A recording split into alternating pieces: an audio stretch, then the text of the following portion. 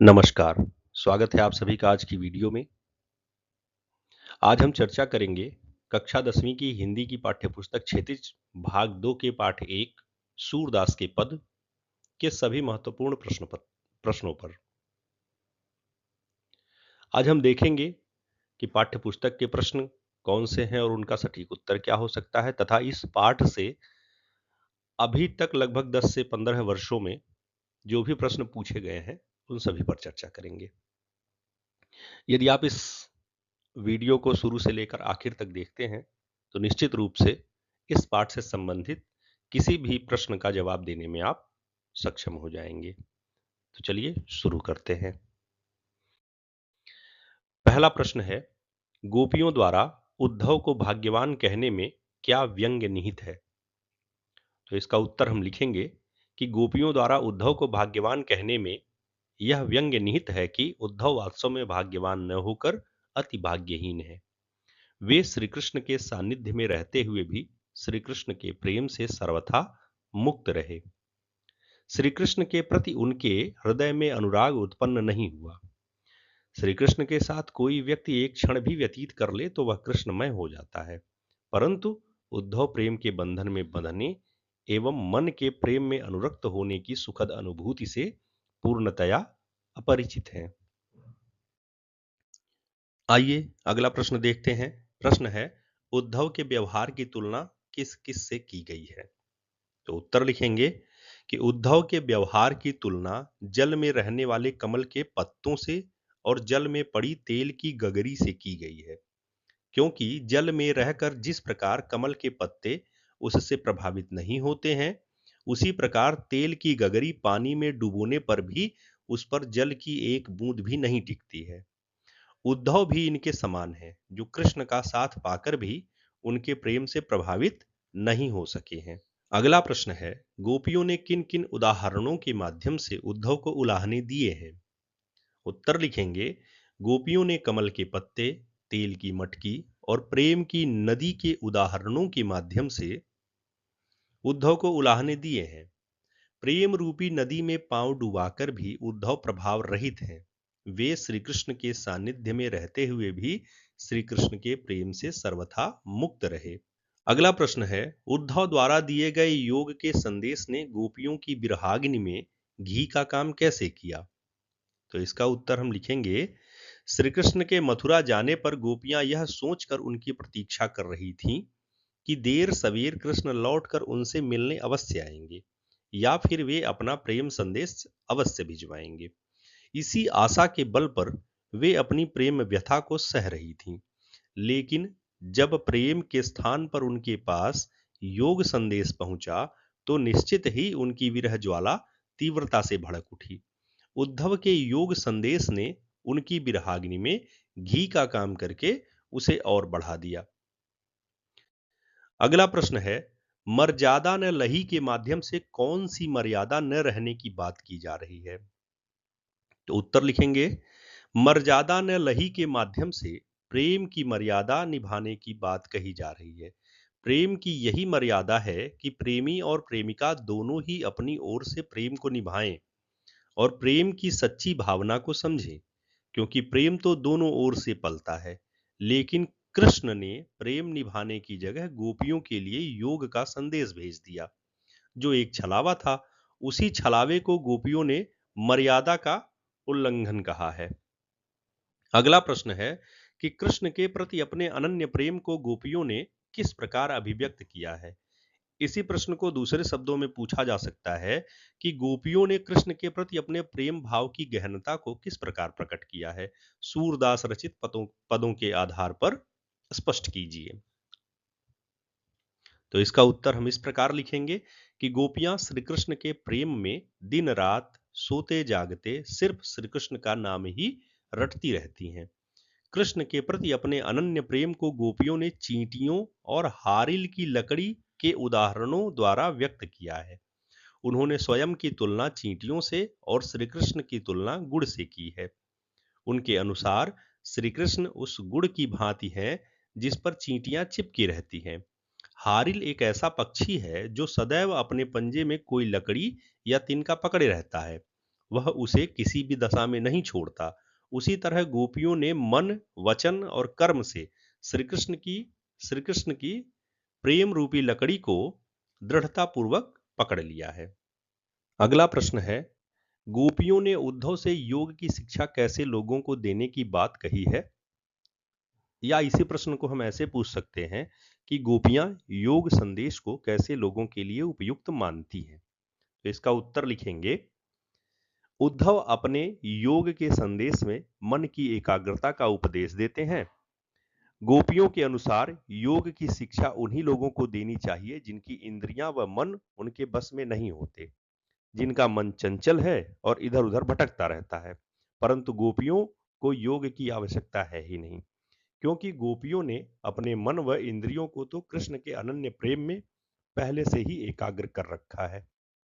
अगला प्रश्न है, प्रस्तुत पदों के आधार पर गोपियों का योग साधना के प्रति दृष्टिकोण स्पष्ट करें। उत्तर लिखेंगे, गोपियां योग साधना को नीरस, व्यर्थ और अवांछित मानती हैं। गोपियों की दृष्टि में योग उस कड़वी ककड़ी के समान है जिसे निगलना बड़ा ही मुश्किल है।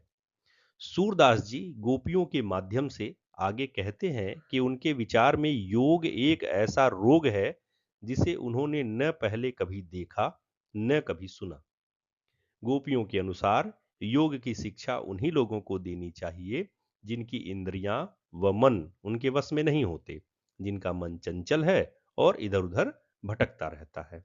अगला प्रश्न है, गोपियों के अनुसार राजा का धर्म क्या होना चाहिए? तो उत्तर लिखेंगे, गोपियों के अनुसार राजा का धर्म उसकी प्रजा को अन्याय से बचाना तथा नीति से राजधर्म का पालन करना होना चाहिए। आइए अगले प्रश्न पर चलते हैं। लिखा है, गोपियों को कृष्ण में ऐसे कौन से परिवर्तन दिखाई दिए जिसके कारण वे अपना मन वापस पा लेने की बात कहती हैं? इसका उत्तर लिखेंगे, गोपियों को अनुभूति हुई कि श्री कृष्ण मथुरा जाने के बाद बदल गए हैं। वे अब हमसे प्रेम नहीं करते हैं, इसलिए उन्होंने न अब तक कोई प्रेम संदेश भेजा और न अब तक हमसे मिलने आए। इसके साथ ही उन्हें यह भी लगा कि वे मथुरा में जाकर अब राजा बन गए हैं और अपनी राजनीतिक चालें चलने लगे हैं, जिसके कारण छल कपट से वे पूरित हो गए हैं। इसीलिए उन्होंने हमें भुलावे में डालने के लिए योग संदेश भेजा है। इन परिवर्तनों को देखते हुए गोपियों को लगा कि अब उन्हें कृष्ण प्रेम में डूबा हुआ अपना मन वापस पा लेना चाहिए। अगला प्रश्न है, गोपियों ने अपने वाक चातुर्य के आधार पर ज्ञानी उद्धव को परास्त कर दिया। उनके वाक चातुर्य की विशेषताएं लिखिए। उत्तर लिखेंगे, गोपियां वाक चातुर्य में प्रवीण हैं। वे बातें बनाने में किसी को भी पछाड़ देती हैं, इसलिए उद्धव उनकी बातों को सुनकर ठगे से रह जाते हैं।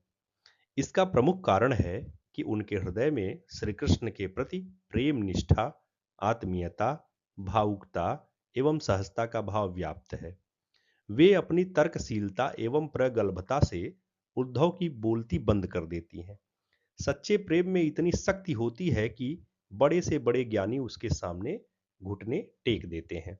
अगला प्रश्न है, संकलित पदों को ध्यान में रखते हुए सूर के भ्रमर गीत की मुख्य विशेषताएं बताइए। तो इसका उत्तर हम ऐसे लिखेंगे कि सूरदास के भ्रमर गीत की प्रमुख विशेषताएं इस प्रकार हैं। पहली, संकलित पदों में गोपियों का पावन कृष्ण प्रेम प्रकट हुआ है।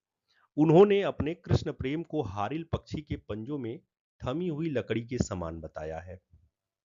दूसरा, श्री कृष्ण प्रेम में पगी हुई गोपियां वाक चतुरता से पूरित हैं। वे चुपचाप आंसू बहाने वाली नहीं है, बल्कि अपने भोले निश्चल तर्कों से उद्धव जैसे गुणी को परास्त करने की क्षमता रखती हैं।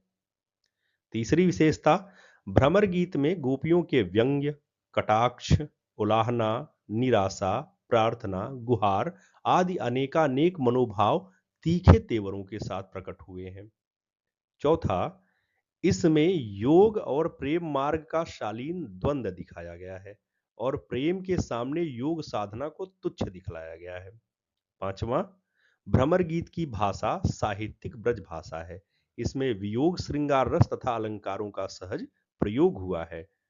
और आखिरी, संकलित पदों में गोपियों ने उद्धव के समक्ष बड़ी सहजता से अपनी अपना उलाहना दिया है। आइए अगले प्रश्न पर चलते हैं। गोपियों ने उद्धव के सामने तरह तरह के तर्क दिए। आप अपनी कल्पना से और तर्क दीजिए। महत्वपूर्ण प्रश्न है ये। तो हम इसका उत्तर लिखेंगे कि गोपियों ने उद्धव के सामने तरह तरह के तर्क दिए हैं। हम अपनी कल्पना के आधार पर ये और तर्क दे सकते हैं। पहला, कृष्ण का अब हमारे प्रति प्रेम नहीं रहा। अब तो वे कुब्जा और बांसुरी के वश में हो गए हैं। दूसरा, कृष्ण की मनोवृत्ति भंवरे जैसी हो गई है। जहां रस देखा वहीं चले गए और उसी के होकर रह गए। उनका प्रेम हमारी तरह एकनिष्ठ नहीं है। तीसरा, उद्धव, शायद तुमने उन पर प्रेम के स्थान पर अपने ज्ञान का प्रभाव डाल दिया है, तभी उन्होंने योग संदेश यहां भेजा है। चौथा, कृष्ण प्रेम में डूबी हुई गोपियों द्वारा निर्गुण ब्रह्म की उपासना करना असंभव है। पांचवा, कहती हैं गोपियां कि उद्धव तुम ही बताओ, जिसकी जुबान पर प्रेम रूपी मीठी खाड़ का स्वाद चढ़ गया हो, वह योग रूपी कड़वी निबोरी को या कड़वी ककड़ी को कैसे और क्यों खाएगा। आगे कहती हैं गोपियां, हे उद्धव, तुम ही सोचो, योग साधना कठिन है। हम कोमल तन मन वाली गोपियां इसे कैसे करेंगी। प्रश्न है, उद्धव ज्ञानी थे, नीति की बातें जानते थे। गोपियों के पास ऐसी कौन सी शक्ति थी जो उनके वाक चातुर्य में मुखरित हो उठी। तो हम उत्तर लिखेंगे, उद्धव ज्ञानी और नीतिज्ञ थे। इसी कारण वे नीति और ज्ञान की बातें करके गोपियों के मन को कृष्ण प्रेम से हटाकर निर्गुण ब्रह्म की भक्ति की ओर ले जाना चाहते थे।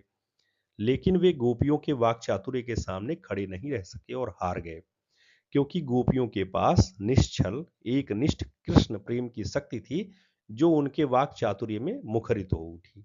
अगला प्रश्न है, गोपियों ने यह क्यों कहा कि हरि अब राजनीति पढ़ आए हैं।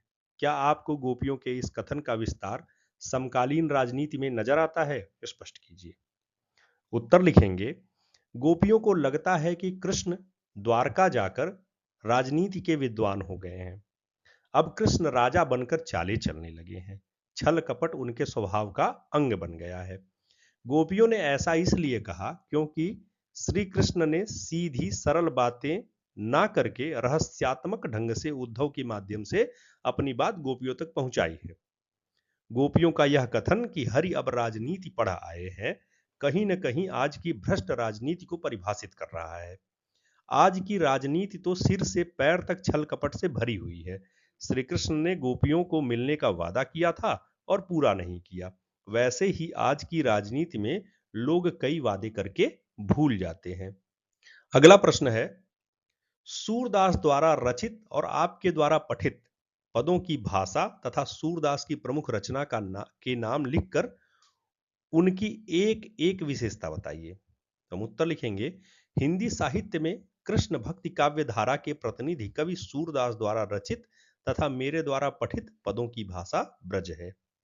सूरदास जी की ब्रज भाषा में चित्रात्मकता, अलंकारिकता, भावात्मकता, सजीवता, प्रतीकात्मकता एवं बिंबात्मकता पूर्ण रूप से विद्यमान है।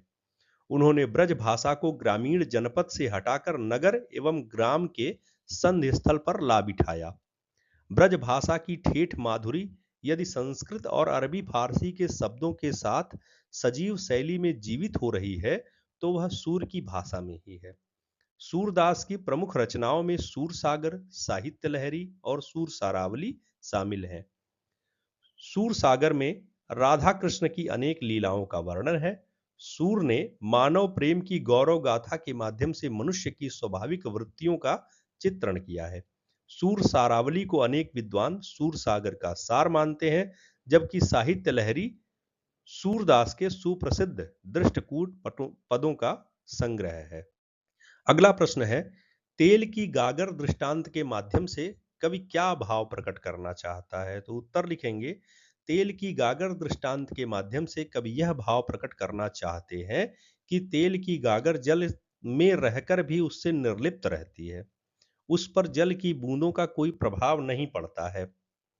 उसी प्रकार कृष्ण का सामीप्य पाकर भी उद्धव प्रेम के आकर्षण तथा वियोग की पीड़ा को नहीं समझ पाए। अगला प्रश्न है, जागत सोवत स्वप्न दिवस निशि कान्ह कान्ह जकरी, इस पंक्ति के द्वारा गोपियों को की किस मन स्थिति का वर्णन किया गया है? तो उत्तर लिखेंगे, जागत सोवत स्वप्न दिवस निशि कान्ह कान्ह जकरी।